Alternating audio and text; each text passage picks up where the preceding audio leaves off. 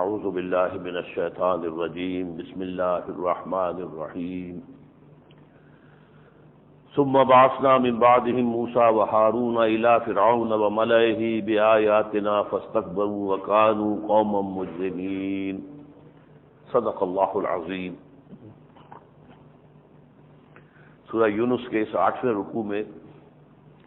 پہلے حضرت نوح علیہ السلام کا ذکر ہوا ہے، اس کے بعد پھر تذکرہ ہوا ہے کہ ان کے بعد اور بھی بہت سے رسول آئے جن کے نام یہاں نہیں لیے گئے۔ اس کے بعد فرمایا ثم بعثنا من بعدهم، پھر ہم نے اٹھایا ان کے بعد موسیٰ و ہارون، موسیٰ اور ہارون کو، الی فرعون و ملئہ، اور ہم نے بھیجا انہیں فرعون کی طرف اور اس کے سرداروں کی طرف، بے آیاتنا، ہماری آیات کے ساتھ، فاستکبروا، تو انہوں نے تکبر کیا، استکبار کیا، گھمنڈ کیا، وکانوا قوم مجرمین، اور وہ یقیناً مجرم لوگ تھے۔ فلما جاءهم الحق من عندنا، جب ان کے پاس ہمارے پاس سے وہ حق پہنچ گیا، قالوا، انہوں نے کہا ان ھذا لسحر مبین، یہ تو کھلا جادو ہے۔ قال موسیٰ اتقولون للحق لما جاءکم اسحر ھذا، موسیٰ نے کہا کہ کیا تم اس حق کو جو تمہارے پاس پہنچ گیا ہے اس کے بارے میں یہ کہہ رہے ہو؟ کیا یہ جادو ہے؟ ولا یفلح الساحرون، اور ساحر جو ہے جادوگر وہ کبھی کامیاب نہیں ہوا کرتے۔ وقالوا اجئتنا لتلفتنا اما وجدنا علیہ آباءنا، انہوں نے کہا کیا تم ہمارے پاس آئے ہو کہ ہم کو منحرف کر دو ان سے کہ جن کو ہم نے پایا تھا، اپنے جس چیز پر کہ ہم نے پایا اپنے آباء و اجداد کو، ان ہستیوں سے جن کو کہ ہم پوچھتے تھے ہمارے آباء و اجداد۔ وَتَكُونَ لَكُمُ الْكِبْرِيَاءُ فِي الْأَرْضِ، اور یہ کہ تم دونوں ہی کے لیے پوری اس دنیا کے اندر، اس ملک کے اندر بادشاہی ہو جائے اور بڑائی تمہیں حاصل ہو جائے۔ وَمَا نَحْنُ لَكُمَا بِمُؤْمِنِينَ، اور ہم تم دونوں کی بات ماننے والے نہیں ہیں۔ وقال فرعون ائتونی بكل ساحر علیم، اور فرعون نے کہا، یہ تفصیل سے ہم پڑھ چکے ہیں سورہ اعراف میں، لاؤ میرے پاس تمام جو جادوگر ہیں، جو بڑے ماہر جادوگر ہیں، ان کو جمع کر لو۔ فلما جاء السحرة قال لهم موسى القوا ما انتم ملقون، تو جب وہ جادوگر جمع ہو گئے کہا ان سے موسیٰ نے ڈالو جو تم ڈالنے والے ہو۔ فلما القوا، جب انہوں نے ڈالا، قال موسیٰ ما جئتم به السحر، دیکھو جو تم نے پیدا کیا ہے یہ سحر ہے، یہ جادو ہے۔ ان اللہ سیبطلہ، ان قریب اللہ تعالیٰ اس کو باطل قرار دے دے گا،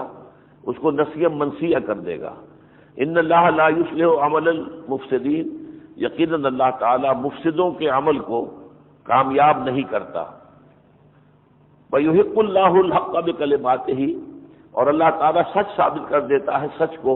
اپنے کلمات، اپنے فرامین کے ذریعے سے۔ وَلَوْ كَرِهَ الْمُجْرِمُونَ، چاہے یہ مجرموں کو کتنا ہی ناگوار ہو۔ فَمَا آمَنَ لِمُوسَىٰ إِلَّا ذُرِّيَّةٌ مِّن قَوْمِهِ، تو نہیں ایمان لائے حضرت موسیٰ پر مگر اس کی قوم میں سے کچھ نوجوان۔ یہ بات نوٹ کرنے کے قابل ہے کہ پوری قوم بنی اسرائیل نے انہیں اپنا ایک ہیرو تو مانا کہ ہاں ہمارا ایک بڑا آدمی ہے اور یہ فرعون کے محل میں پلا بڑھا ہے، لیکن نبی ماننا ان کا جو ہے، ایمان لانا ان پر،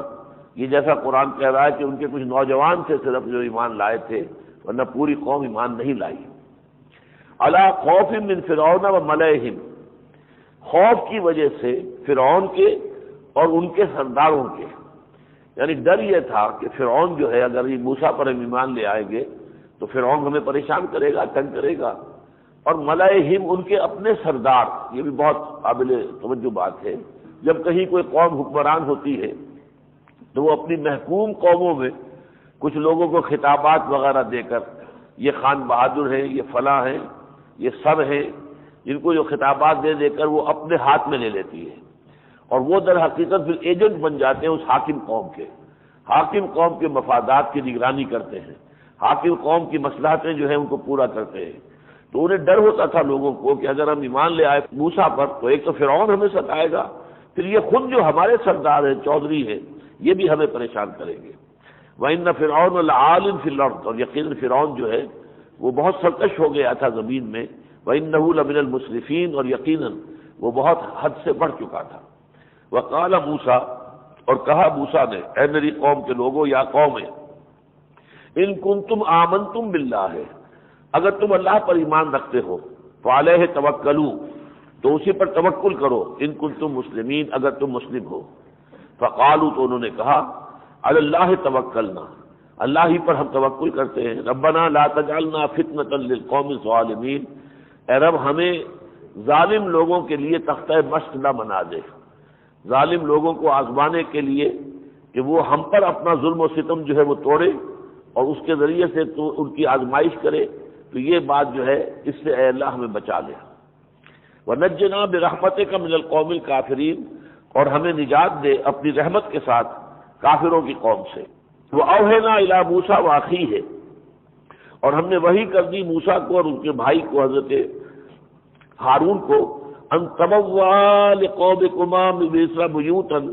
کہ اپنی قوم کے لیے مصر میں کچھ گھر مقرر کر لو، یعنی کھلے عام تو میری پرستش نہیں کر سکتے، میری بندگی نہیں کر سکتے، لیکن کچھ گھر معین کر لو، وہ گھر بھی کوئی علیحدہ جو ہے عبادت خانے نظر نہ آئیں بلکہ وہ آپ جیسے گھر ہوں۔ وَاجْعَلُوا بُيُوتَكُمْ قِبْلَةً، اور اپنے گھروں کو قبلہ رخ بناؤ۔ اب یہ ہے وہ جگہ جس سے کہ ثابت ہوتا ہے کہ حضرت موسیٰ علیہ السلام کے زمانے میں بھی کوئی قبلہ تھا۔ اب وہ قبلہ کون سا تھا؟ ظاہر بات ہے کہ یروشلم تو ابھی آباد ہی نہیں ہوا، وہاں تو وہ ہیکل سلیمانی ابھی تعمیر ہی نہیں ہوا، وہ تو ابھی 400-500 سال کے بعد ہونا ہے۔ تو وہ قبلہ کون سا تھا اس وقت جس کے لیے کہا گیا کہ تم اپنے گھر جو ہے قبلہ رخ بنا لو؟ تو جیسا کہ میں نے آپ کو بتایا تھا، مولانا حمید الدین فراہی رحمۃ اللہ علیہ نے اس موضوع پر کتاب لکھی ہے، اس میں ثابت کیا ہے کہ بنی اسرائیل کا قبلہ بھی اصل میں بیت اللہ ہی تھا، اور وہ جب اپنا ایک لے کر چلتے تھے سفر میں بھی ایک خیمہ ہوتا تھا قربان گاہ، تو قربان گاہ کا خیمہ اس طرح لگاتے تھے کہ اس کا رخ جو ہے وہ جنوب کی طرف ہوتا تھا، جنوب میں خانہ کعبہ تھا، خانہ کعبہ ہی درحقیقت ان کا قبلہ تھا۔ تو فرمایا ہم نے طے کر دیا، موسیٰ کو وحی کر دی ہم نے اور اس کے بھائی کو کہ تم دونوں مقرر کر لو اپنے مصر میں اپنی قوم کے لیے کچھ گھروں کو، اور بنا لو اپنے گھروں کو قبلہ رخ، وَأَقِیمُوا الصَّلَاةَ، اور نماز قائم کرو، وَبَشِّرِ الْمُؤْمِنِینَ، اور بشارت دے دیجئے اہل ایمان کو۔ وقال موسیٰ، اب یہ ہے بڑی سخت دعا ہے جو حضرت موسیٰ نے کی ہے فرعون کے خلاف، بد دعا جس کو کہنا چاہیے۔ وقال موسیٰ، اور کہا موسیٰ نے، ربنا انک آتیت فرعون وملأہ زینۃ واموالا فی الحیاۃ الدنیا، پروردگار تو نے فرعون اور اس کے سرداروں کو دنیا کی زینت اور رونق بھی عطا کی ہے اور مال بھی عطا کیا ہے دنیاوی زندگی کا۔ ربنا لیضلوا عن سبیلک، اے اللہ اس لیے کہ وہ ان کے بل پر لوگوں کو تیری راہ سے گمراہ کریں۔ وہ دلیل بناتے ہیں کہ اللہ کی ہم پر بڑی یہ کرم ہے، بڑا فضل ہے، ہم دولت والے ہیں، ہم سردار ہیں، ہماری سیادت ہے، ہماری چودراہٹ ہے، تم کون ہو؟ تم جوتیاں پٹکھاتے پھرتے ہو، تم کیسے کہتے ہو کہ اللہ کے پسندیدہ تم ہو؟ تو یہ جو انہوں نے اپنی اس دولت کو، اپنی حیثیت کو، اپنی وجاہت کو، اپنے اقتدار کو دلیل بنا لیا ہے، اور اس کے بنا پر وہ لوگوں کو گمراہ کر رہے ہیں۔ ربنا اطمس علی اموالہم، اے اللہ مٹا ڈال ان کے مال، واشدد علی قلوبہم، اور ان کے دلوں کو سخت کر دے، فلا یؤمنوا، کہ یہ اب ایمان نہ لائیں، حتی یروا العذاب العلیم، جب تک کہ دردناک عذاب کا مشاہدہ اپنی آنکھوں سے نہ کر لیں۔ کیونکہ ہم پر یہ سارے ظلم توڑنے کے بعد اگر یہ ایمان بھی لے آئے تو سارے گناہ معاف ہو جائیں گے، تو یہ تو بڑے نبی بھی رہیں گے۔ انہوں نے ہمیں ستایا، ہمیں مارا، ہمارے بیٹوں کو ذبح کیا، ہماری بیٹیوں کو زندہ رکھا، ہم سے شریر جو ہے وہ بےگار لی، ہم سے بڑی مشقتیں لی، یہ سب کچھ کر کے اب اگر وہ ایمان بھی لے آئے تو گویا کہ ایمان کا نتیجہ تو یہ نکلتا ہے کہ سابقہ زندگی کے سارے گناہ معاف۔ لہٰذا حضرت موسیٰ کہہ رہے ہیں کہ اب یہ ایمان نہ لائیں جب تک کہ عذاب علیم کو دیکھ نہ لیں۔ عذاب علیم کو دیکھ لیں گے تو پھر ایمان لانے کا کوئی مفہوم نہیں، اس کا کوئی مطلب نہیں اور کوئی فائدہ نہیں۔ ربنا اطمس علی اموالہم، اے اللہ ان کے اموال مٹا دے، واشدد علی قلوبہم، ان کے دلوں پر سختی پیدا کر دے، لا فلا یؤمنوا حتی یروا العذاب العلیم، تو پھر یہ ایمان نہ لائیں جب تک کہ دردناک عذاب کا اپنی آنکھوں سے مشاہدہ نہ کر لیں۔ قال قد اجیبت دعوتکما فاستقیما ولا تتبعان سبیل الذین لا یعلمون، اللہ نے فرمایا ٹھیک ہے تم دونوں کی دعا قبول کر لی گئی، اب ان کی توفیق ہم نے سلب کر لی، اب یہ فرعون اور اس کے سردار ایمان نہیں لائیں گے جب تک کہ عذاب علیم کو دیکھ نہ لیں۔ تم دونوں کی دعوت، تمہاری دعا جو ہے قبول ہو گئی، اب تم دونوں بھی سیدھے کھڑے رہو، ولا تتبعان سبیل الذین لا یعلمون، اور کسی بھی معاملے میں ان لوگوں کے راستے کی پیروی نہ کرنا جو علم نہیں رکھتے۔ یعنی دعا کی قبولیت میں تاخیر ہو سکتی ہے، وقت لگ سکتا ہے، ابھی کچھ اور مراحل بیچ میں آ سکتے ہیں، اس سے کہیں تمہارے دل میں وسوسے نہ پیدا ہو جائے کہ ہم نے تمہیں چھوڑ دیا یا تمہاری دعا ہم نے قبول نہیں کی۔ وجاوزنا ببنی اسرائیل البحر، اور ہم نے پار کر دیا بنی اسرائیل کو دریا سے یا سمندر سے، فاتبعهم فرعون وجنودہ بغیا وعدوا، تو ان کا پیچھا کیا اور ان کا پیچھا تعاقب کیا فرعون نے اور اس کے لشکروں نے، بغین شرارت کے ساتھ اور عدوا اور تعدی کے ساتھ، جرم کے ساتھ، حتی اذا ادرکہ الغرق، یہاں تک کہ جب وہ غرق ہونے کے قریب ہو گیا، جب ڈوبنے لگا، قال آمنت انہ لا الہ الا الذی آمنت بہ بنو اسرائیل، تو اس نے آواز بلند کی، میں ایمان لایا اس پر، میں ایمان لایا کہ کوئی خدا نہیں ہے، کوئی الہ نہیں ہے سوائے اس کے کہ جس پر بنی اسرائیل ایمان لائے ہیں، وانا من المسلمین، اور میں مسلمین میں سے ہوں، میں فرما برداروں میں سے ہوں۔ آلان، کیا اب تم ایمان لا رہے ہو؟ وقد عصیت قبل، حالانکہ تو اس سے پہلے نافرمانی کرتا رہا، وکنت من المفسدین، اور تو بہت ہی مفسد لوگوں میں سے تھا، فالیوم ننجیک ببدنک، تو آج ہم تمہارے بدن کو محفوظ کر لیں گے، نجات دے دیں گے، لتکون لمن خلفک آیا، تاکہ تم اپنی پچھلی نسلوں کے لیے ایک نشانی بن جاؤ، وَإِنَّ كَثِيرًا مِّنَ النَّاسِ عَنْ آيَاتِنَا لَغَافِلُونَ، اور یقیناً بہت سے لوگ جو ہیں ہماری آیات سے غفلت برتتے ہیں۔ یہ جو اس کی ممی ہے کہتے ہیں کہ اب بھی محفوظ ہے، اور اس کی ناک کے اوپر ایک ایسے کسی مچھلی نے کاٹا ہو تھوڑا سا، تو وہ تو ایک ہے، ناک کٹی ہوئی ہے اس کی، باقی پورا اس کا جسم صحیح و سالم ہے، اور یہ جو ہے عجائب گھر کے اندر مصر میں موجود ہے۔ وَلَقَدْ بَوَّأْنَا بَنِي إِسْرَائِيلَ مُبَوَّأَ صِدْقٍ، اور ہم نے بنی اسرائیل کو بڑی عمدہ جگہ عطا فرما دی دنیا میں، وَرَزَقْنَاهُم مِّنَ الطَّيِّبَاتِ، اور انہیں کھانے کے لیے دی بہت ہی پاکیزہ چیزیں، فَمَا اخْتَلَفُوا، پھر انہوں نے کوئی اختلاف نہیں کیا مگر حتیٰ جاءہم العلم، یہاں تک کہ ان کے پاس علم آ گیا۔ ان ربک یقضی بینہم، ان کا رب یقیناً فیصلہ کرے گا ان کے مابین یوم القیامت، قیامت کے دن، فیما کانوا فیہ یختلفون، ان تمام چیزوں میں کہ جن کے بارے میں وہ اختلاف کرتے رہے تھے۔ فإن كنت فی شک بما انزلنا الیک، اب یہ کچھ جو آیات آ رہی ہیں ان میں بظاہر تو خطاب ہے حضور سے صلی اللہ علیہ وسلم، لیکن اصل میں یہ قرآن کا اسلوب جان لیجئے کہ بہت سے مواقع پر بظاہر خطاب حضور سے ہوتا ہے، لیکن وہ بات سنانی کسی اور کو مقصود ہوتی ہے، اس حوالے سے اس کے اصل مخاطب حضور نہیں ہے، حضور کو مخاطب کر کے لیکن یہ بات سنائی جا رہی ہے کفار کو، مشرکین کو۔ وَإِن كُنتَ فِي شَكٍّ مِّمَّا أَنزَلْنَا إِلَيْكَ، تو اے نبی اگر آپ شک میں ہیں کچھ اس چیز کے بارے میں جو ہم نے آپ کی طرف نازل کی ہے، اب ظاہر بات ہے کہ حضور کو تو کوئی شک نہیں ہو سکتا تھا، یہ اصل میں ان کو سنانے کے لیے کہ تم لوگوں کو اگر کوئی شک ہے، فَاسْأَلِ الَّذِينَ يَقْرَؤُونَ الْكِتَابَ مِن قَبْلُ، تو پوچھ لو ان لوگوں سے جو پڑھتے ہیں کتاب کو پہلے سے، یعنی تورات والوں سے، انجیل والوں سے جاؤ اور پوچھ لو کہ کیا واقعتاً کسی کتاب کے نزول کا وعدہ کیا گیا تھا، کیا واقعی کسی نبی آخر الزمان کو آنا تھا، پوچھو جا کر۔ لقد جاءک الحق من ربک، اے نبی آپ کے پاس حق آیا ہے آپ کے رب کی طرف سے، فلا تکونن من الممترین، تو آپ ہرگز نہ بنے شک کرنے والوں میں۔ پھر میں عرض کر رہا ہوں یہ خطاب بظاہر حضور سے ہے، سنایا جا رہا ہے دوسروں کو۔ ولا تکونن من الذین کذبوا بآیات اللہ، اور ہرگز نہ ہو جانا ان لوگوں میں سے جنہوں نے اللہ کی آیات کو جھٹلا دیا، فتکون من الخاسرین، تو پھر تم ہو جاؤ گے خسارہ پانے والوں میں۔ ان الذین حقت علیہم کلمۃ ربک، یقیناً جن لوگوں پر آپ کے رب کے کلمہ واقع ہو چکا ہے، آپ کے رب کی بات واقع ہو چکی ہے، یعنی آپ کے رب کا فیصلہ جو ہے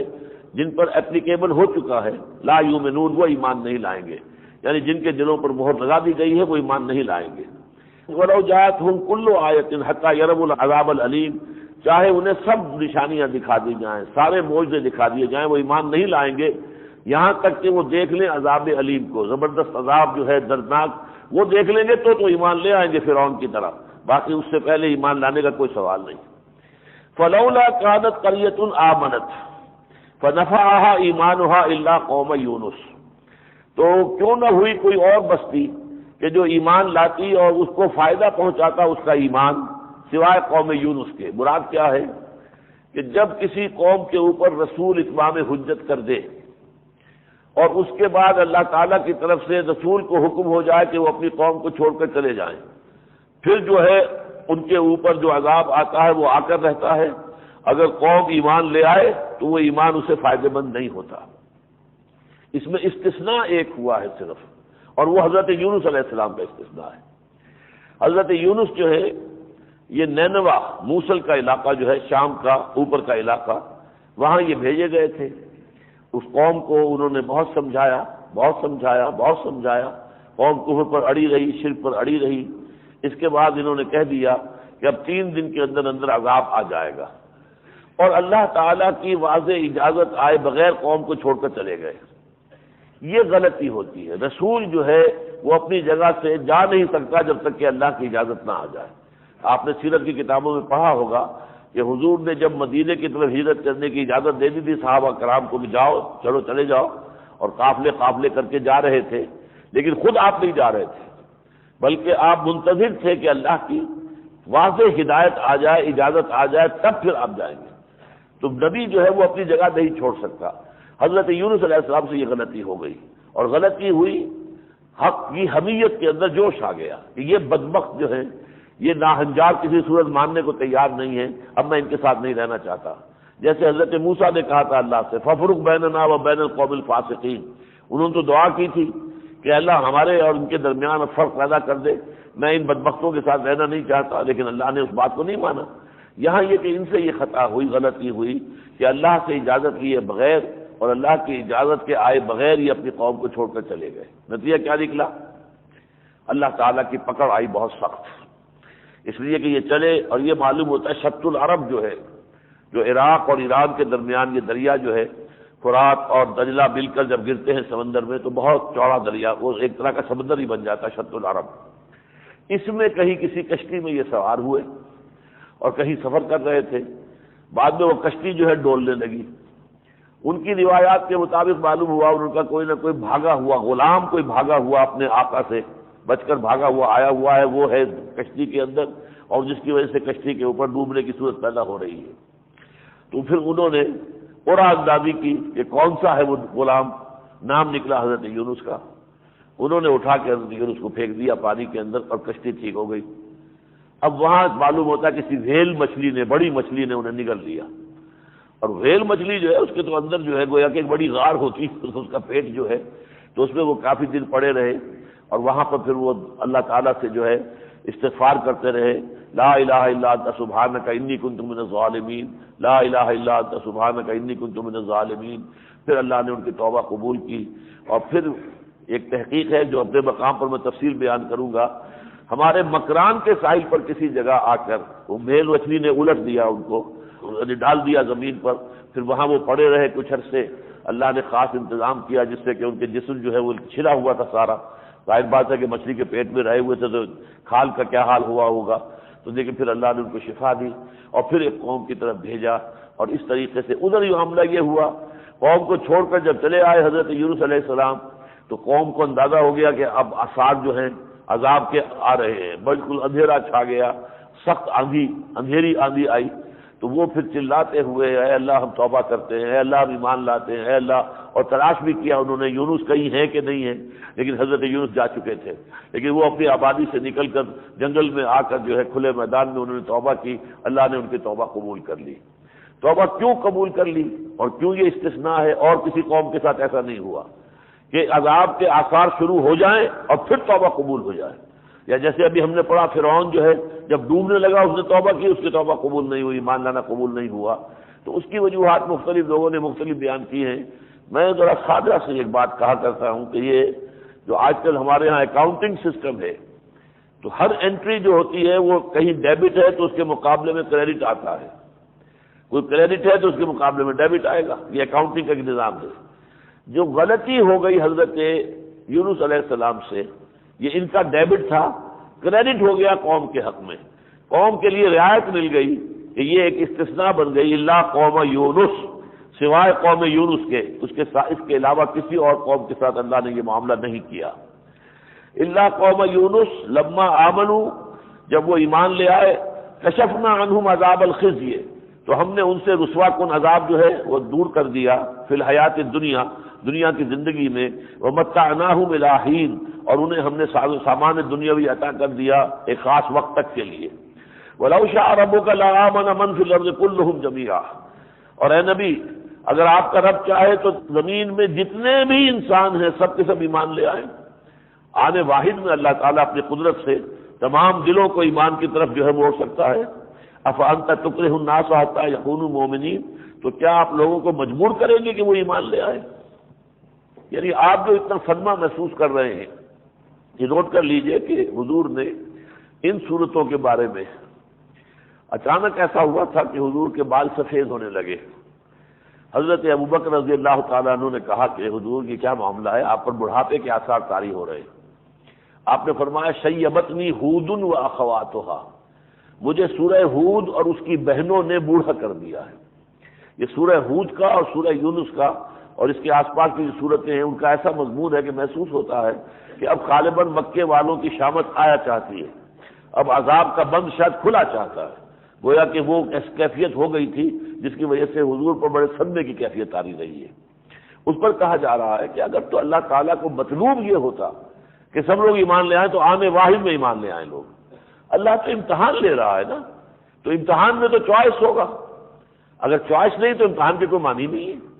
اگر آپ کو اختیار نہیں ہے کہ آپ اس راستے پر جائیں یا اس راستے پر جائیں، بلکہ آپ باؤنڈ ہے کہ ایک ہی راستے پر چل سکتے ہیں، تو امتحان کیا ہوا، وہ تو پھر آپ مجبور ہیں۔ تو اسی لیے اما شاکرا و اما کفورا، یہ اللہ تعالیٰ نے لوگوں کے اپنے چوائس پر چھوڑ دیا ہے، چاہے تو وہ شکر گزار بندے بنے، چاہے ناشکرے بنے، ان کا اختیار ہے۔ تو اے نبی کیا آپ جو ہے ان کے اوپر جبر کرنا چاہتے ہیں؟ اگر جبری کرنا ہوتا تو اللہ کر دیتا اور سب کو ایمان لے آتا۔ وما کان لنفس ان تؤمن الا باذن اللہ، اور کوئی جان جو ہے اس کے لیے ممکن نہیں ہے کہ وہ ایمان لائے مگر اللہ کے اذن سے۔ وَيَجْعَلُ الرِّجْسَ عَلَى الَّذِينَ لَا يَعْقِلُونَ، اور اللہ تعالیٰ گندگی ڈال دیتا ہے اس پر کہ جو عقل سے کام نہیں لیتے۔ قُلِ انظُرُوا مَاذَا فِي السَّمَاوَاتِ وَالْأَرْضِ، کہیے دیکھو جو آسمانوں اور زمین میں ہے، یہ ساری نشانیاں اللہ تعالیٰ کی جو ہیں، یہ ساری نشانیاں پھیلی ہوئی ہیں۔ وَمَا تُغْنِي الْآيَاتُ وَالنُّذُرُ عَنْ قَوْمٍ لَا يُؤْمِنُونَ، لیکن جو قوم ایمان لانے پر آمادہ نہیں ہوتی، اس کے کام نہیں آتی، نہ تو یہ نشانیاں کام آتی ہیں۔ ان فی خلق السماوات والارض واختلاف اللیل والنہار والفلک التي تجری فی البحر بما ينفع الناس،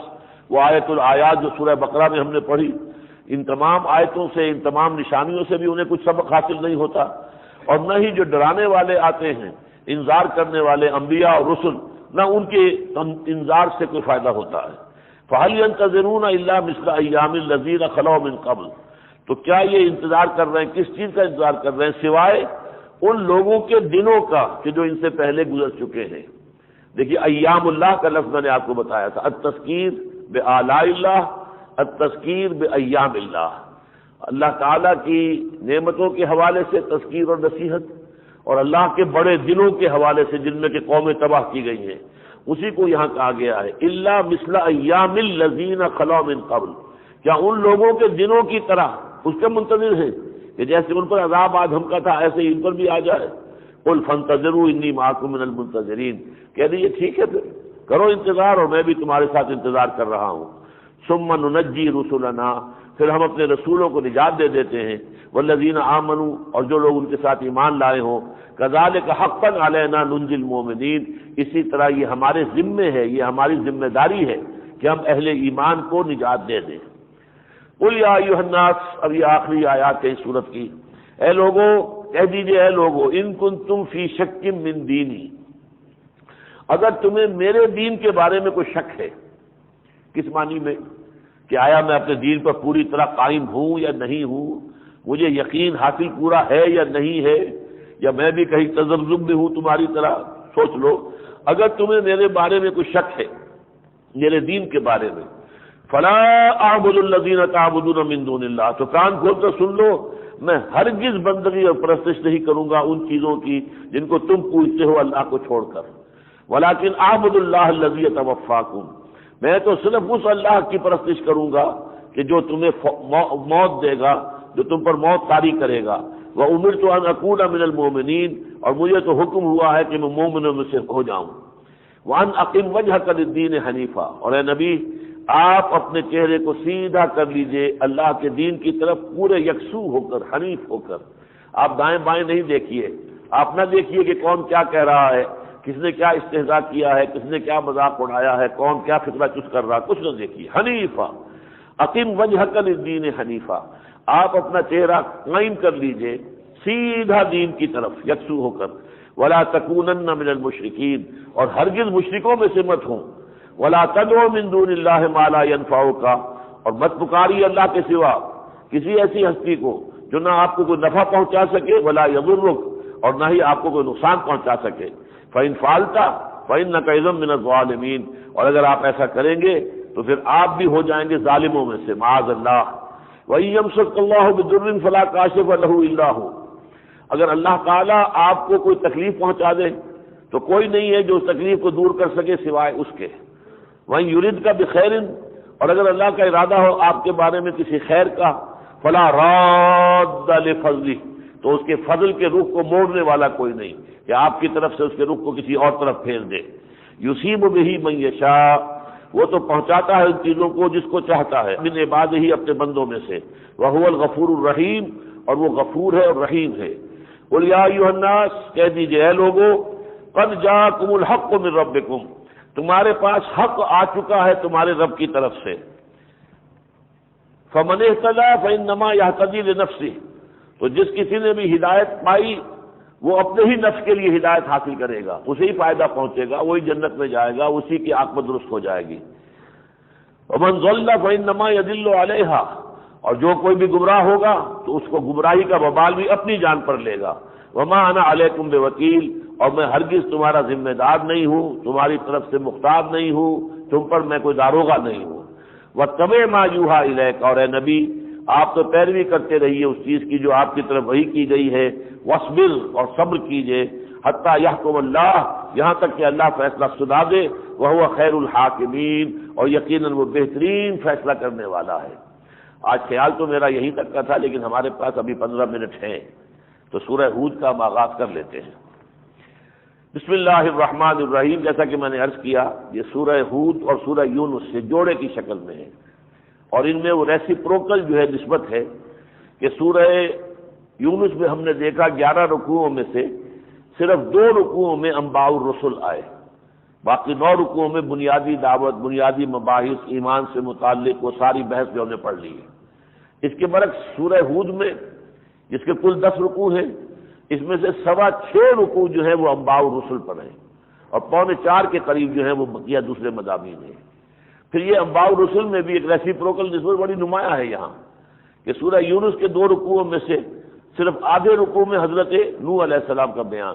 1.5 رکوع میں حضرت موسیٰ علیہ السلام کا بیان، درمیان میں کسی اور کا نام نہیں، صرف ایک جملے میں بقیہ کا ذکر۔ جبکہ ہم اس میں دیکھیں گے سورہ ہود میں پورے 2 رکوع ہیں حضرت نوح علیہ السلام کے بارے میں۔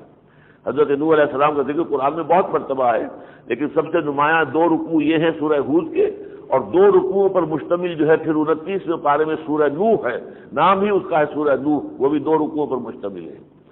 اور باقی جو ہے رسولوں کا ذکر جو ہے وہ ایک رکوع میں آیا ہے، اور حضرت موسیٰ کا ذکر صرف شاید 2 آیتوں میں آیا ہے۔ اس طریقے سے ریسیپروکل نسبت ان دونوں صورتوں کے مابین ہے۔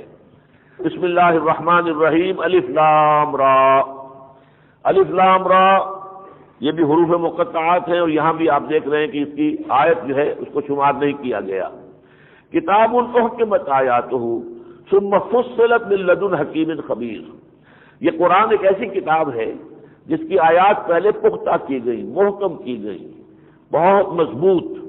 پھر ان کی تفصیل کی گئی ایک ایسی ہستی کی طرف سے جو حکیم اور خبیر ہے، حکمت والا اور باخبر۔ یوں سمجھیے کہ قرآن مجید میں پہلے جو صورتیں اور آیتیں نازل ہوئیں وہ چھوٹی چھوٹی صورتیں، لیکن ان میں مضامین کے دریا بند تھے، حکمت بہت پختہ، جیسے سورۃ العصر 3 آیتوں کے اندر جو ہے واقعہ یہ کہ کل ہدایت قرآن مجید کی امام شافعی کے بقول سورۃ العصر کے اندر موجود ہے۔ لو تدبر الناس هذه السورۃ لوسعتهم، اگر لوگ صرف اس سورۃ العصر پر غور کریں تو یہ ان کی ہدایت کے لیے کافی ہو جائے گی۔ تو یہ احکمت آیات، پھر یہ کہ انہی چیزوں کی تفصیل بیان ہوئی ہے۔ اب سورۃ الاخلاص ہے، توحید کے اوپر 4 آیتوں کے اندر ایک عظیم خزانہ ہے، لیکن وہی توحید پھر جب بیان ہوتی ہے ان مکی صورتوں کے اندر تفصیل کے ساتھ، تو یہ اس کا خاص اسلوب ہے۔ کتاب احکمت آیاتہ، اس کی آیات پہلے بہت محکم کی گئی، پختہ کی گئی، ثم فصلت، پھر ان کی تفصیل کی گئی، من لدن حکیم خبیر، اس ہستی کی جانب سے کہ جو حکیم اور خبیر ہے۔ اللہ تعبدوا الا اللہ،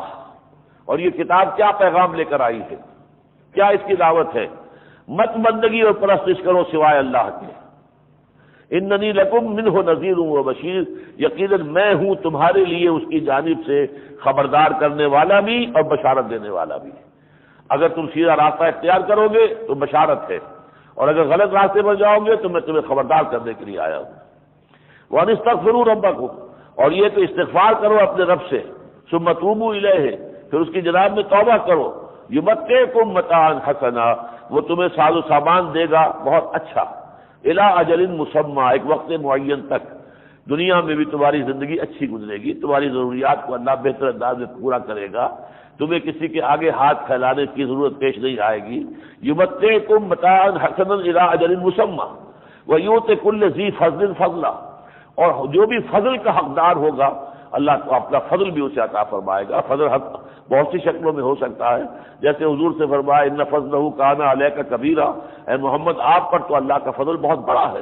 اللہ تعالیٰ نے آپ کو چنا، سید المرسلین بنایا، خاتم النبیین بنایا، آپ پر یہ قرآن مجید جیسی کتاب نازل کی۔ تو یؤتی کل ذی فضل فضلا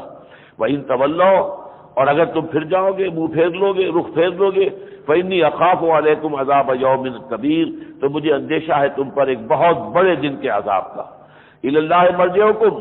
اللہ ہی کی طرف تم سب کو لوٹنا ہے، وہو علی کل شیء قدیر، اور وہ ہر چیز پر قادر ہے۔ الا انہم یثنون صدورہم لیستخفوا منہم، آگاہ ہو جاؤ کہ یہ لوگ اپنے سینوں کو دوہرا کیے لیتے ہیں تاکہ اس سے چھپ سکیں۔ الا حین یستغشون ثیابہم، آگاہ ہو جاؤ کہ جب وہ اپنے کپڑوں کو اوڑھے ہوئے ہوتے ہیں، یعلم ما یسرون وما یعلنون، اس وقت بھی اللہ واقف ہوتا ہے اس چیز سے بھی جسے وہ چھپائے ہوئے ہوتے ہیں اور اس چیز سے بھی جس کو وہ ظاہر کر رہے ہوتے ہیں۔ انہ علیم بذات الصدور، وہ تو یہاں تک کہ سینوں کے اندر جو بھید ہیں ان سے بھی واقف ہے۔ اس آیت کی کئی طرح سے لوگوں نے تفسیر کی ہے، لیکن اس معاملے میں صحیح ترین روایت موجود ہے بخاری شریف کے اندر حضرت عبداللہ ابن عباس سے رضی اللہ تعالی عنہما۔ وہ یہ ہے کہ کچھ صحابہ پر بہت غلبہ تھا شرم اور حیا کا، جیسے کہ حضور نے حضرت عثمان کے بارے میں فرمایا اکثرہم حیان عثمان، میرے صحابہ میں حیا سب سے زیادہ حضرت عثمان میں ہے۔ ان لوگوں کا حال یہ تھا کہ یہ کبھی قضاء حاجت کے لیے بھی اگر کہیں ضرورت کے لیے گئے ہیں تو وہاں بھی ننگے ہونے سے گھبراتے تھے کہ ننگے ہو جائیں گے تو اس میں انہیں شرم آتی تھی، اللہ تعالیٰ دیکھے گا، اللہ تعالیٰ یہاں ہے، تو وہ اپنے سینوں کو جھکا لیتے تھے تاکہ وہ سطر کو اس حالت میں بھی جبکہ قضاء حاجت سے وہ کر رہے ہیں اس وقت بھی اپنے آپ کو چھپائیں۔ تو اللہ نے فرمایا کہ اللہ سے کس چیز کو چھپا رہے ہو؟ وہ تو تم جب کپڑے پہنے ہوئے ہوتے ہو تب بھی وہ تمہارے ظاہر کو سے بھی واقف ہے، باطن سے بھی واقف ہے، وہ تمہارے ظاہر کو بھی دیکھ رہا ہے اور باطن کو بھی دیکھ رہا ہے۔ تو یہ معاملہ جو ہے اس کو مغلوب الحال کہا جائے گا کہ کسی شخص کے اوپر اس درجے کسی شے کا غلبہ ہو جائے، حیا کا غلبہ اتنا شدید کہ انہوں نے یہ طریقہ اختیار کیا۔ اس پر اللہ نے فرمایا کہ اللہ تعالیٰ سے اس طرح کا معاملہ کر، ہاں حیا ہے، لباس کی ضرورت ہے، وہ اپنی جگہ ہے، لیکن اللہ تعالیٰ سے اس طرح کا معاملہ کرنا جو ہے وہ بالکل بے بنیاد ہے۔ وما من دابۃ فی الارض الا علی اللہ رزقها، اور نہیں ہے کوئی بھی چوپایا زمین میں مگر یہ کہ اللہ کے ذمے ہے اس کا رزق۔ وَيَعْلَمُ مُسْتَقَرَّهَا وَمُسْتَوْدَعَهَا، اور اللہ جانتا ہے جہاں اسے مستقل ٹھہرنا ہے اور جہاں وہ عارضی طور پر سونپا جاتا ہے۔ یہ سورہ انعام میں آیا تھا اور میں نے تفصیل بتائی تھی کہ بعض کے نزدیک آخرت ہے مستقر اور دنیا ہے مستودع، یہاں ہم عارضی طور پر رکھے گئے ہیں، اصل ہماری جگہ جو آخرت ہے۔ بعض کے نزدیک ماں کا پیٹ جو ہے وہ مستودع ہے اور جو دنیا کی زندگی ہے وہ مستقر ہے۔ تو یہ مختلف جو ہے اس کے بارے میں آ رہا ہے۔ کل فی کتاب مبین، اور یہ تمام چیزیں جو ہیں ایک روشن کتاب میں درج ہیں۔ وہو الذی خلق السماوات والارض فی ستۃ ایام، اور وہی ہے کہ جس نے پیدا کیا آسمانوں اور زمین کو 6 دنوں میں۔ وکان عرشہ علی الماء، اور اس کا عرش، اس کا تخت تھا پانی کے اوپر۔ اب اس سے مراد کیا ہے؟ یہ ظاہر بات ہے کہ متشابہات میں سے ہے، ابھی ان آیات کی حقیقت ہم پر کھلی نہیں ہے، لیکن ایک گمان ہوتا ہے کہ اس زمین پر جبکہ یہ انگارے کے مانند تھی، اس کے بعد ٹھنڈی ہونی شروع ہوئی۔ جب ٹھنڈی ہونی شروع ہوئی تو دو کام ہوئے، ایک تو اس میں سے بخارات نکلے، جو بخارات نکلے اس نے جا کر فضا میں گیسز بن کر، اور جو مختلف گیسز بن گئی اس سے اس کی فضا کا جو ہے یہ غلاف تیار ہو گیا۔ دوسرے جب یہ ٹھنڈی ہوئی تو سکڑی، سکڑنے سے کوئی جگہ اونچی ہو گئی، کوئی نیچی ہو گئی، پھر ان گیسز کے اندر جو ہے وہ پھر دھماکے ہوئے اور پھر پانی بنا، ہائیڈروجن اور آکسیجن گیسز کی شکل میں تھی، ان سے پانی بنا، اور پھر ہزارہا سال تک پانی برستا رہا برستا رہا برستا رہا برستا رہا، تو اس سے یہ کہ پوری زمین کے اوپر جو ہے پانی تھا، اور یہ اور کوئی شے ابھی نہیں تھی، ابھی کوئی اور جاندار، نباتات، کوئی اور شکل، کوئی حیوانات نہیں تھے، بلکہ زمین پر صرف پانی ہی پانی تھا۔ تو گویا کہ اس وقت اللہ کی حکومت پانی پر قائم تھی۔ واللہ عالم، یہ جیسا کہ میں نے عرض کیا یہ متشابہات میں سے ہے، لیکن یہ کہ جو ذرا بات سمجھ میں آتی ہے کسی درجے میں نے عرض کر دی ہے۔ کان عرشہ علی الماء لیبلوکم ایکم احسن عملا، تاکہ وہ تمہیں آزمائے کہ کون ہے تم میں سے اچھے کام کرنے والے۔ ولئن قلت انکم مبعوثون من بعد الموت، اور اے نبی اگر آپ ان سے کہیں گے کہ تم لوگ اٹھا لیے جاؤ گے موت کے بعد، لیقولن، تو وہ لازماً یہ کہیں گے، الذین کفروا، یہ کافر، ان ھذا الا سحر مبین، نہیں یہ کچھ نہیں ہے، تو جادو ہے جو یہ بات کر رہے ہیں، یہ انہونی بات ہے۔ ولئن اخرنا عنہم العذاب الی امۃ، اور اگر ہم نے ان سے اپنے عذاب کو ایک مدت معلوم تک کے لیے ذرا پیچھے کیا ہوا ہے، مؤخر کیا ہوا ہے، لیقولن ما یحبس، تو یہ کہتے ہیں لازماً کس چیز نے روکا ہوا ہے، یعنی یہ کہ جیسا کہ میں نے عرض کیا یہ جو صورتیں ہیں یہ آخری 4 سال کی صورتیں ہیں، سورہ انعام، سورہ اعراف وہ 2، اور اس کے بعد یہ سورہ یونس سے لے کر اور سورہ مومنون تک 7 پارے، یہ آخری 4 سال میں ہی نازل ہوئی ہیں، اور اس وقت ظاہر بات ہے کہ رد و قضا انتہا کو پہنچ چکی تھی، حضور دعوت کا حق ادا کر چکے تھے، اڑنے والے اڑ چکے تھے۔ اس اعتبار سے اب وہ یہ کہتے تھے کہ آپ نے ہمیں سنا کر عذاب آئے گا عذاب آئے گا عذاب آئے گا، ہمارے کان پک گئے، کہاں ہے وہ عذاب؟ لے آئے نا عذاب کو، کہاں رکا ہوا ہے؟ کس چیز نے اس کو روکا ہوا ہے؟ ما یحبسہ، کس چیز نے اسے روکا ہوا ہے؟ الا یوم یاتیہم لیس مصروفا عنہم، آگاہ ہو جاؤ کہ جس دن وہ عذاب ان پر آئے گا پھر وہ ان سے پھیرا نہیں جا سکے گا۔ وحاق بہم ما کانوا بہ یستہزئون، اور وہ ساری چیز ان کو اپنے گھیرے میں لے لے گی جس کا کہ یہ مذاق اڑایا کرتے تھے۔ وَلَئِنْ أَذَقْنَا الْإِنسَانَ مِنَّا رَحْمَةً ثُمَّ نَزَعْنَاهَا مِنْهُ، اور اگر ہم انسان کو اپنے طرف سے رحمت کا، اپنی طرف سے نعمتوں کا مزہ چکھائیں اور پھر وہ ہم اس سے سلب کر لیں، نعمتیں دی، عادی ہو گیا نعمت کا، اب ہم نے اسے نعمت جو ہے چھین لی، ثُمَّ نَزَعْنَاهَا مِنْهُ إِنَّهُ لَيَئُوسٌ كَفُورٌ، تو وہ بالکل مایوس ہو جاتا ہے، ناشکرا، اور کہنے لگتا ہے ہم پر تو اللہ نے کبھی کوئی فضل کیا ہی نہیں، ہم تو ہمیشہ سے ایسے ہیں، ہمارے طرف تو اللہ تعالیٰ کی کوئی نظر ہوئی نہیں، بھول جاتا ہے کہ اللہ نے پہلے کیا کیا کچھ انعامات دیے تھے۔ وَلَئِنْ أَذَقْنَاهُ نَعْمَاءَ بَعْدَ ضَرَّاءَ، اور اگر ہم انہیں مزہ چکھاتے ہیں نعمتوں کا کہ اس کے بعد کہ انہیں تکلیفیں آئی ہوں، مست ہو جو اس کو پہنچی ہو، لَيَقُولَنَّ، تو لازماً کہے گا ذَهَبَ السَّيِّئَاتُ عَنِّي، میرے دل اندر دور ہو گئے، میری برائیاں، میری تکلیفیں رفع ہو گئیں۔ إِنَّهُ لَفَرِحٌ فَخُورٌ، وہ پھر اس وقت جو ہے بہت ہی فخر بھی کرتا ہے اور بہت فرح کہتے ہیں اترانے کو، اترانے لگتا ہے۔ إِلَّا الَّذِينَ صَبَرُوا، سوائے ان کے جو جنہوں نے کہ صبر کی روش اختیار کی، وَعَمِلُوا الصَّالِحَاتِ، اور نیک عمل کیے، أُولَٰئِکَ لَهُم مَغْفِرَةٌ وَأَجْرٌ کبیر، ان کے لیے مغفرت ہے اور بہت بڑا اجر ہے۔ فَلَعَلَّكَ تَارِكٌ بَعْضَ مَا يُوحَىٰ إِلَيْكَ وَضَائِقٌ بِهِ صَدْرُكَ أَن يَقُولُوا لَوْلَا أُنزِلَ عَلَيْهِ كَنزٌ أَوْ جَاءَ مَعَهُ مَلَكٌ إِنَّمَا أَنتَ نَذِيرٌ وَاللَّهُ عَلَىٰ كُلِّ شَيْءٍ وَكِيلٌ، اور اے نبی شاید کہ آپ کچھ چیزیں جو آپ کی طرف وحی کی جا رہی ہیں انہیں چھوڑ دیں گے، اور آپ کا سینہ بہت تنگ ہو رہا ہے، اس لیے کہ وہ یہ کہہ رہے ہیں کہ ان پر کیوں نہیں کوئی خزانہ اتار دیا جاتا یا ان کے ساتھ کوئی فرشتہ آتا، تب ہم مان لیتا کہ اللہ کے رسول ہیں۔ انما انت نذیر، اے نبی آپ بس صرف خبردار کرنے والے ہیں، واللہ علی کل شیء وکیل، باقی ہر چیز کا جو کارساز ہے وہ اللہ ہے۔ ام یقولون افتراہ،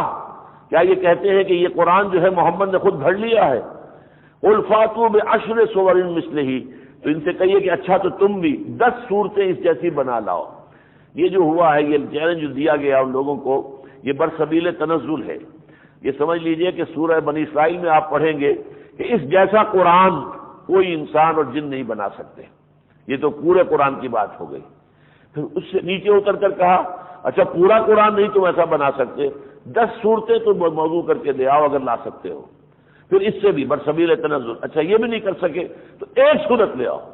وہ ایک صورت جو ہے وہ سورہ یونس میں بھی آ چکی ہے بات کہ ایک صورت اس جیسی جو ہے موضوع کر کے لے آؤ، اور وہی پھر دوہرا کر سورہ بقرہ میں آئی تھی 30 رکوع میں وہ ہم پڑھ چکے ہیں. یہاں پر وہ 10 کی بات کہی ہے. الفاتو بعشر سور مثلہ مفتریات، تو ان سے کہیے کہ اچھا لے آؤ 10 صورتیں ایسی ہی بنا کر گھڑی ہوئی. وادعوا من استطعتم، اور بلا لو، پکار لو، اور ان کو اپنی مدد کے لیے پکار لو جن کو بھی چاہتے ہو تم اللہ کے سوا، ان کنتم صادقین. فإن لم يستجیبوا لکم، پھر اگر وہ تمہاری اس بات کو قبول نہ کرے، فاعلموا، تو جان لو، انما انزل بعلم اللہ، کہ یہ قرآن نازل کیا گیا ہے اللہ کے علم سے. وَأَن لَا إِلَٰهَ إِلَّا هُوَ، اور یہ کہ اس کے سوا کوئی معبود نہیں ہے. فَهَلْ أَنْتُمْ مُسْلِمُونَ، تو اب تم اسلام لاتے ہو یا نہیں. من کان یرید الحیات الدنیا وزینتها، جو کوئی بھی طالب ہو جاتا ہے دنیا کی زندگی اور اس کی زینت و زیبائش کا،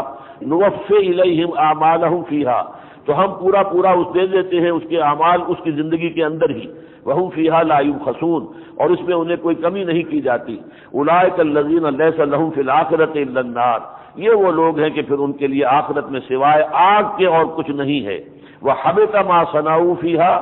اور حبط ہو جائے گا جو کچھ کہ انہوں نے یہاں کیا تھا. وباطل ما كانوا يعملون، اور سب بیکار اور نسیہ منسیہ ہو جائے گا وہ سارے عمل جو انہوں نے کیے تھے. بارک اللہ لی ولکم فی القرآن العظیم ونفعنی وإیاکم بالآیات والذکر الحکیم.